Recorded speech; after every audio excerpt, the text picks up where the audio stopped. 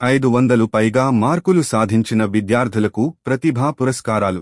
ఆచార్య భరద్వాజ సేవా సంస్థ, సూళ్లూరుపేట వారి ఆధ్వర్యంలో జూన్ 29న తడ మండలంలోని ప్రభుత్వ పాఠశాలల విద్యార్థులకు ప్రతిభా పురస్కారాలు అందజేశారు.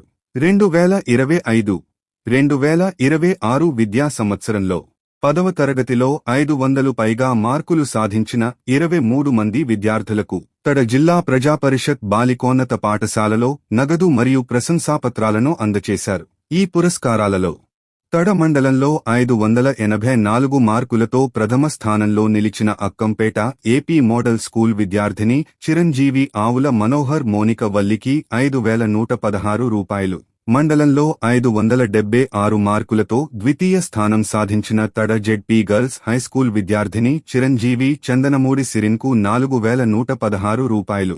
అలాగే 563 మార్కులతో తృతీయ స్థానంలో నిలిచిన అక్కంపేట ఏపీ మోడల్ స్కూల్ విద్యార్థిని చిరంజీవి పరదేశీ సుస్మితకు 3,116 రూపాయల నగదు బహుమతిని అందించారు. దీనితో పాటు మండలంలోని 5 ప్రభుత్వ పాఠశాలల్లో ప్రథమ స్థానాలు సాధించిన 5గురికి 3,116 రూపాయల చొప్పున, ద్వితీయ, తృతీయ స్థానాలు సాధించిన 5గురికి 2,116 రూపాయల చొప్పున మరియు మిగిలిన 11 మంది విద్యార్థులకు 1,116 రూపాయల చొప్పున మొత్తంగా సుమారు 47,668 రూపాయలను బహుమతిగా ఇచ్చారు.